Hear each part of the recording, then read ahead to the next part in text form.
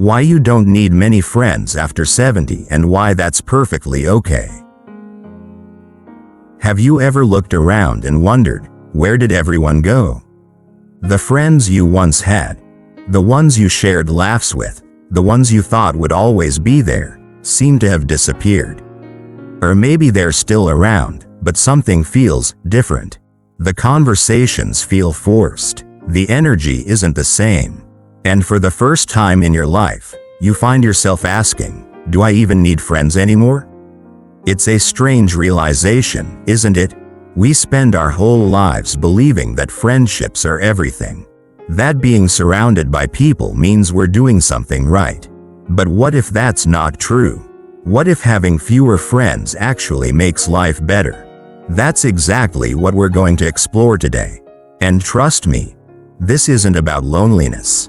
In fact, it's the opposite.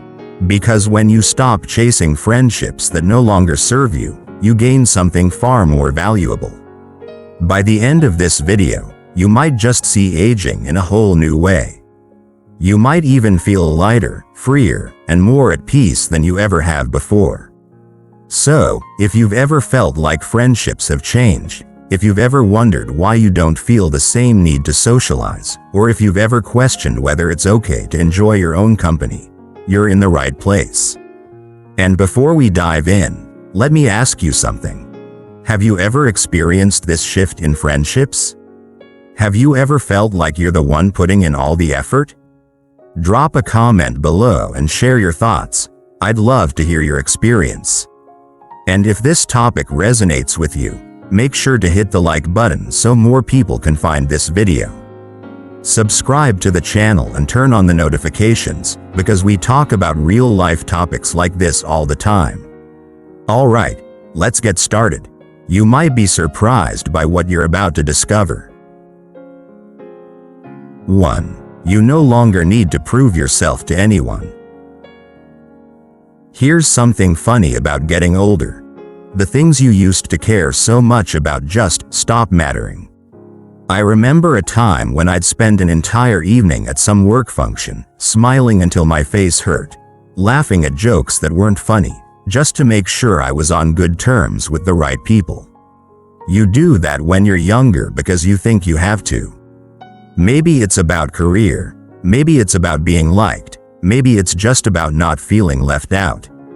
And for years, you tell yourself that friendships, any friendships, are important. Even the ones that take more out of you than they give back. Take my old friend George.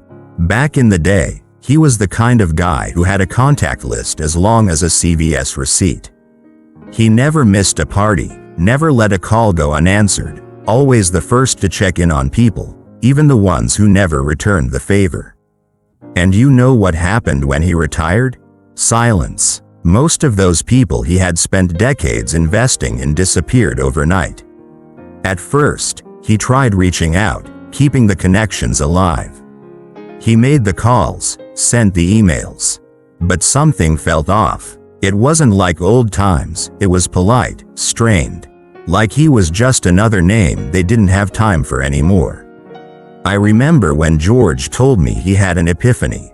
He said, "You know, I spent all these years trying to be a good friend, but I never asked myself if I even liked these people." That one hit me, because the truth is, when you stop trying to impress people, when you stop working so hard to stay in their orbit, you start seeing things clearly. And what you see might surprise you. I had my own version of that realization. After I retired, I found myself with all this time that used to be swallowed up by social obligations I wasn't even sure I enjoyed. It was like walking out of a loud, crowded room and realizing, for the first time, how quiet the world could be. And you know what? The quiet wasn't lonely. It was peaceful. But getting to that peace takes a little unlearning. Because for so long, we tie our worth to the way people see us. We think, if I have a lot of friends, I must be doing something right. But here's the thing. If a friendship exists because you're the one doing all the work, is it really a friendship? Or is it just a habit? And let's be real, at this age, we've got no time for habits that don't serve us. So, what do you do when you start realizing that half the people in your life were there out of convenience, not connection? Well, you stop chasing. You stop waiting by the phone. You stop worrying about being invited, about being included, about being liked. And when you do that, you realize something incredible.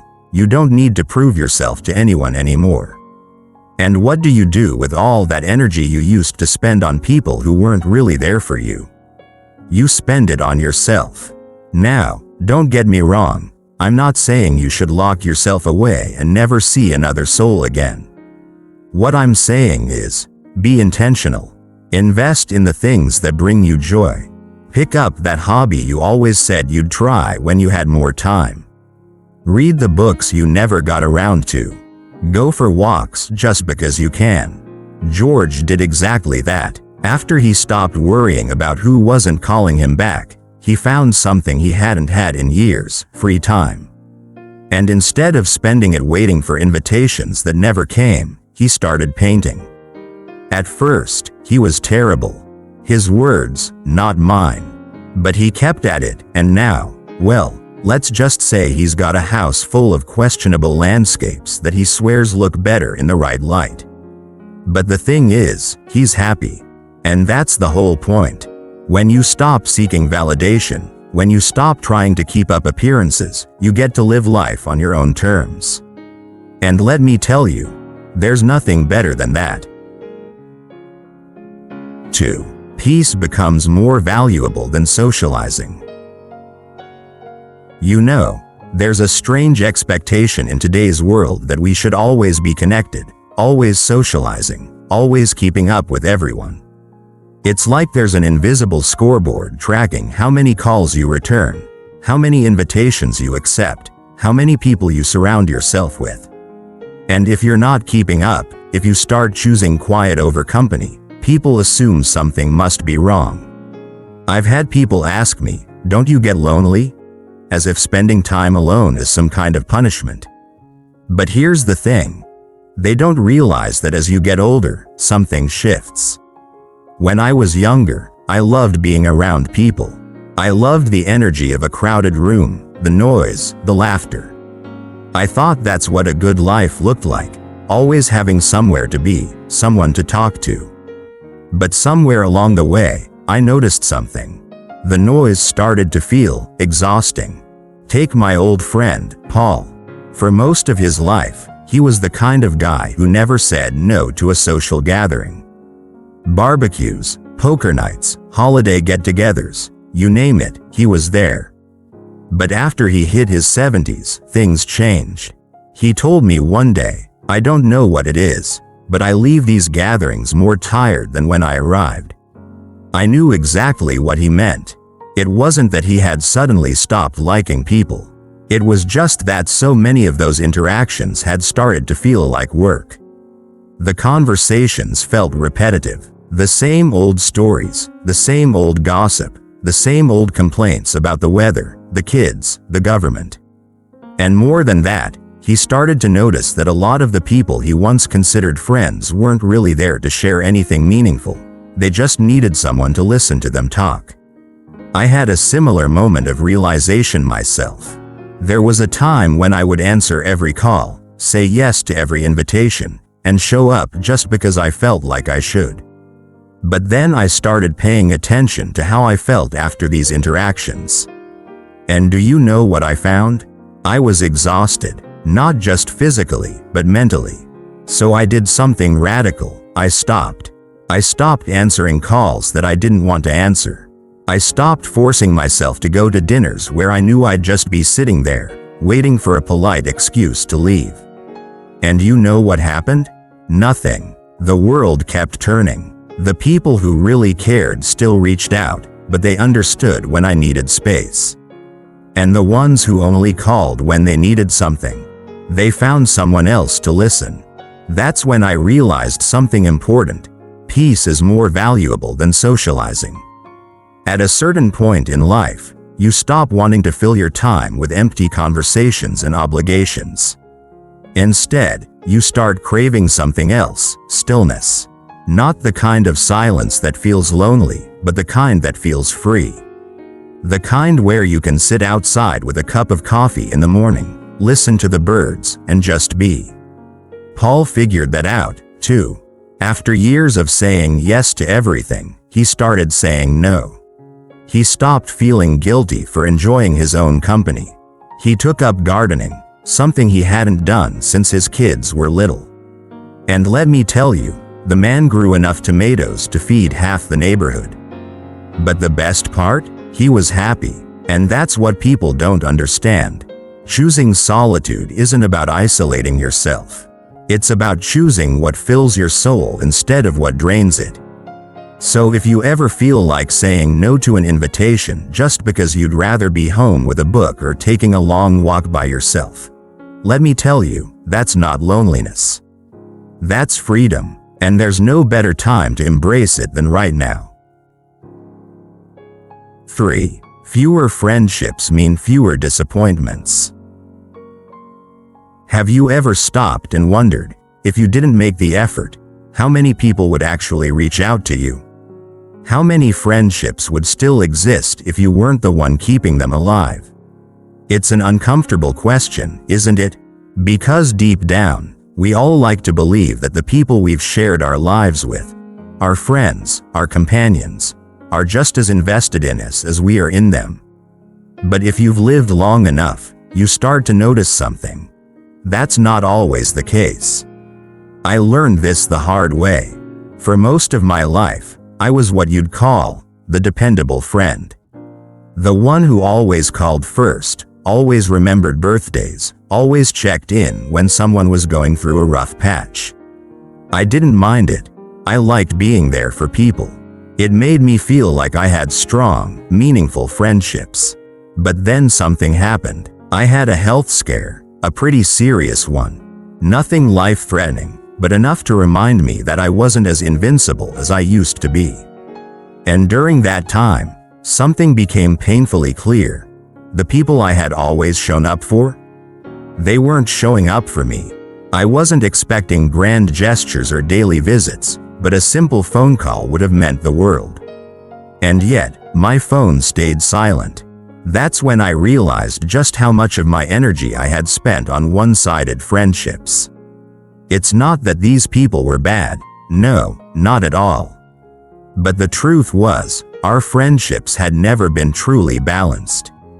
They had relied on me to keep things going, and the moment I stopped trying, the connections faded. My old friend William went through something similar.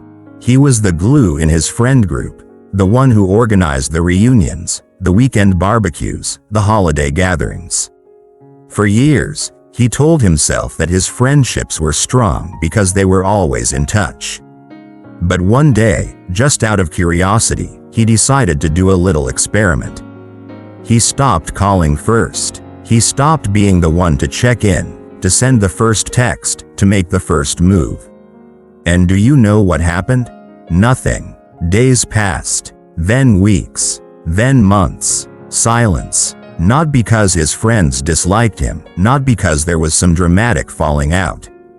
It was simply because he had been the one keeping those relationships alive, and when he stopped, there was no one else willing to put in the same effort. It was a tough pill to swallow, but in the end, it was a blessing. Because once William let go of those one-sided relationships, something amazing happened. He found peace of mind. No more worrying about who he needed to call next. No more feeling resentful when people didn't reciprocate his efforts. No more carrying the weight of friendships that had long outlived their purpose. And let me tell you, I experienced that same relief. Because here's the truth, fewer friendships mean fewer disappointments. When you stop investing in people who don't invest in you, you free yourself from the exhaustion of trying to hold on to something that isn't meant to last. And that's not a bad thing. It doesn't mean you have to shut yourself off from the world. It just means that instead of spreading yourself thin, you start focusing on the friendships that truly matter.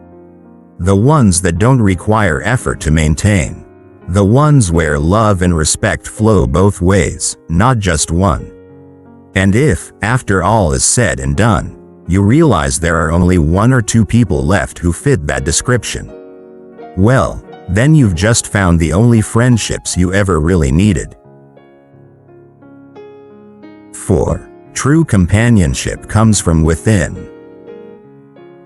I once read that more than 1/3 of adults over 65 live alone. When I first saw that statistic, I remember thinking, that sounds kind of sad. But then, I thought about it a little more. I thought about my own life, my own experiences. And you know what? It's not sad at all. It's liberating. For most of my life, I believed what everyone else did. That happiness comes from being surrounded by people. Society tells us this from the moment we're born. Kids are encouraged to make as many friends as possible. Teenagers are told their social life is a measure of how popular or successful they are. Adults are expected to keep up with dinner parties, family gatherings, workplace relationships. And then, at some point, you start to realize something. Being surrounded by people doesn't always mean you feel connected. I spent years filling my time with social obligations. Dinners, phone calls, coffee meetups. I kept my calendar full because an empty schedule felt wrong. But something shifted when I got older. One day, I found myself at a crowded lunch gathering, sitting in a noisy restaurant, and I had this moment of clarity. I wasn't enjoying myself. I wasn't learning anything new. I wasn't having a meaningful conversation. I wasn't even fully present. I was just there, keeping up appearances because that's what I had always done. And then I started thinking, what if I stopped? So I did. I stopped forcing conversations. I stopped filling my days with unnecessary social obligations. I stopped seeking companionship outside of myself. And something incredible happened. I realized I actually enjoyed my own company. I started taking solo morning walks without feeling like I needed a walking buddy. I sat in cafes with a book and didn't feel awkward about being alone. I took my time eating meals, enjoying the silence, noticing the little things I used to overlook. And for the first time in years, I felt at peace. Because here's what I learned. True companionship isn't about how many people are around you. It's about how comfortable you are with yourself. We spend so much of our lives trying to keep up with others, trying to maintain relationships, trying to avoid being alone. But when you embrace solitude, you realize something powerful. You were never really alone to begin with. Now, I'm curious. Have you ever felt this shift? Have you ever started enjoying your own company more than social gatherings? Or do you still struggle with the idea of spending time alone? Drop a comment below and share your thoughts. I'd love to hear your experience. And if this message resonates with you, hit the like button so more people can find this video. Share it with someone who might need to hear this today. And if you haven't already, subscribe to the channel. We talk about real-life experiences like this all the time. Remember, solitude isn't loneliness. It's freedom, and the sooner you embrace it, the lighter and happier you'll feel. 5. Loneliness versus solitude. The lesson we often overlook. There's something funny about getting older. People assume that if you spend a lot of time alone, something must be wrong. Are you okay? They ask, as if solitude is a condition that needs treatment. Society has conditioned us to believe that being alone means being lonely, but I've learned that's not true at all. In fact, the older I get, the more I realize that loneliness and solitude are two very different things. Loneliness is an emptiness, a craving for connection that isn't there. But solitude? Solitude is a choice. It's the ability to enjoy your own company, to sit with your thoughts and not feel the urge to distract yourself with noise and people. Take my old friend Henry. He's 79 now, and if you met him, you might think he's a bit of a loner. He lives alone, doesn't go out much, and keeps to himself. But here's the thing. Henry is one of the happiest men I know. For most of his life, he was a social guy. Always in the middle of every event, always chatting, always keeping up with people. But after his wife passed, something changed. At first, he did what most people do. He tried to stay busy. He kept up with his old social circles, attended every gathering he was invited to, made sure his schedule was packed so he wouldn't have too much time to think. But after a while, he started noticing something. He would leave these social events feeling more exhausted than fulfilled. The conversations felt repetitive. The interactions felt forced, like everyone was just going through the motions. And worst of all, he realized that being in a room full of people didn't actually make him feel less alone. So Henry did something unexpected. He stopped trying so hard. Instead of chasing social connection, he started embracing solitude. He took up woodworking, something he had always wanted to do but never had time for. He started going to the park, not to meet people, but to sit and enjoy the quiet. He got into meditation, not in a fancy, spiritual way, but just sitting on his porch in the early morning, watching the world wake up. And you know what he told me? He said, "For the first time in my life, I don't feel like I need to be anywhere else or with anyone else to be happy. I'm enough." That's the lesson we so often overlook. We are enough. We don't need a packed calendar to prove our worth. We don't need constant conversation to feel connected. We don't need to surround ourselves with people just for the sake of not being alone. Because when you truly enjoy your own company, when you stop fearing solitude and start embracing it, you discover something incredible. You were never truly alone to begin with. 6. Time is not something to be spent, it's something to be cherished. I once read something by Seneca, the great Stoic philosopher, that struck me deeply. It is not that we have a short time to live, but that we waste much of it. That's the kind of thing you nod along to when you're young but don't fully understand until you've lived long enough to see just how much time gets poured into the wrong things, the wrong people, the wrong obligations, the wrong worries.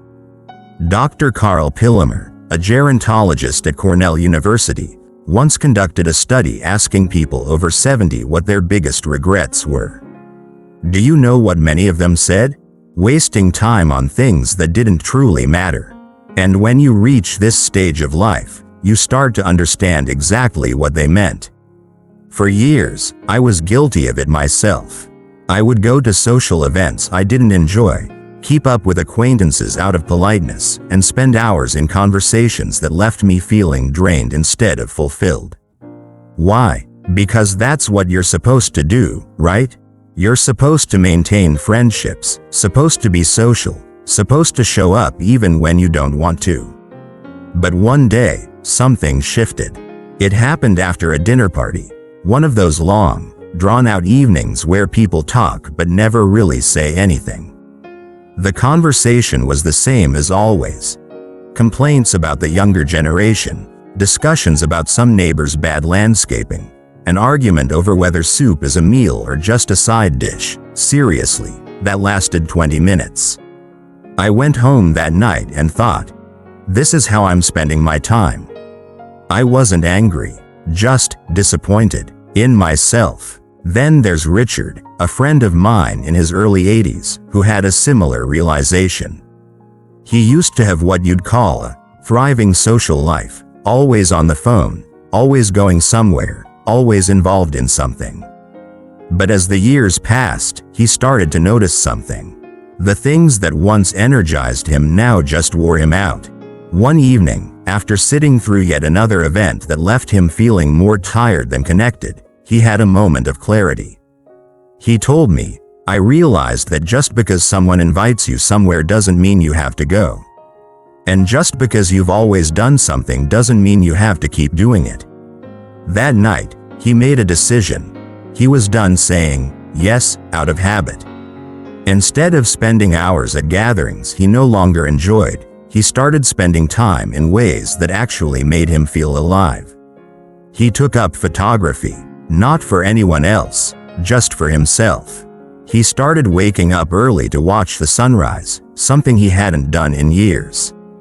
He finally took that solo trip he had always talked about but never prioritized. And you know what? He didn't feel lonely. He felt free. And that's what I learned, too. Time is not something to be spent, it's something to be cherished. When you let go of friendships that no longer bring you joy, when you stop saying yes to things just because you feel obligated, you don't lose anything. You gain something priceless. Time for yourself. Time to enjoy a quiet morning without interruptions. Time to learn something new, something just for you. Time to appreciate the little things. The smell of fresh coffee, the way the light hits the trees in the afternoon, the feeling of doing absolutely nothing and not feeling guilty about it.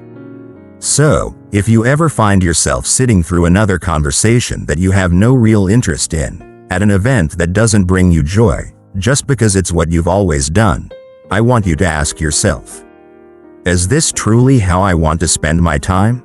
Because at the end of the day, your time is yours. You've earned the right to use it however you choose. And there you have it. Maybe you came into this video wondering if it was okay to let go of friendships that no longer feel the same. Maybe you've been feeling a shift, a quiet pull towards solitude, and you weren't sure if that was normal. But now, you know the truth. Fewer friendships don't mean less happiness. It means more peace, more freedom, more time for the things that truly matter. You don't need to chase friendships out of obligation. You don't need to prove your worth to anyone. You don't need to fill your time with conversations that drain you. Because your life is yours to live. And at this stage, the best thing you can do is spend it the way that feels right to you. So here's a little challenge for you. Take a moment today to appreciate your own company. Maybe go for a walk, enjoy a quiet morning, or do something just for yourself, without feeling guilty. See how that feels, and if this message resonated with you, I'd love to hear your thoughts. Drop a comment below and share your experience. Have you noticed a change in your friendships? Have you started enjoying solitude more than socializing? Let's talk about it. And of course, if you haven't already, hit the subscribe button and turn on notifications so you don't miss future videos. This is a space where we talk about the real, honest experiences of aging, the good, the bad, and the deeply meaningful. Thank you for spending this time with me. It truly means a lot. Take care, enjoy the quiet moments, and I'll see you in the next video.